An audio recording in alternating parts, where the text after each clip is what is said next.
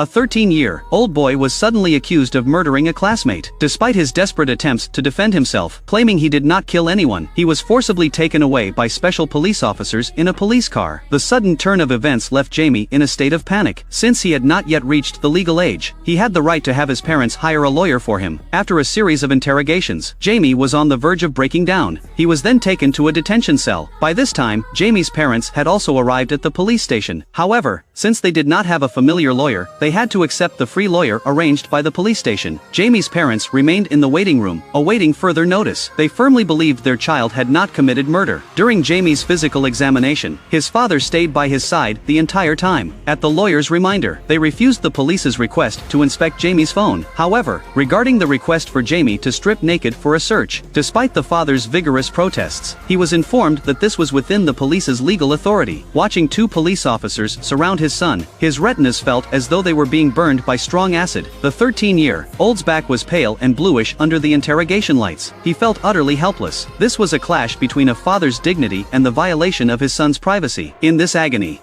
the search finally ended. Jamie was provided with police-issued clothing to wear. During his conversation with the lawyer, though he had not yet recovered from his fear, he still displayed intelligent and composed behavior. He knew what to say and what not to say, but this only added to his father. However, the only thing the lawyer could confirm was that the police must have obtained some compelling evidence to request a blood sample and break down the door so violently. These words deeply shocked the father, who had always believed in his son's innocence. At that moment, the police arrived to notify them to enter the interrogation room, where they would formally be questioned about the case. The victim was a girl who took English classes with Jamie, but the two were not close. After leaving home at 8:30 p.m. last night, the girl's body was found 2 hours later. According to the forensic pathologist's estimation, the girl's time of death was between 9:30 p.m. and 10:30 p.m., and she had been stabbed 7 times all over her body. The police then showed them the surveillance footage from last night. The footage showed Jamie following Katie the entire time. At the parking lot, where Katie was killed, the two engaged in a violent physical altercation. The footage clearly showed Jamie stabbing Katie with force. As the video played, the father began to panic. Jamie, sitting beside him, finally lost control. However, despite the police's relentless questioning, Jamie remained silent. The case seemed to have come to a close. The police concluded the interrogation, leaving the father and son alone. The father couldn't believe his son was the murderer, but the evidence was irrefutable. He didn't know how to convince himself. However,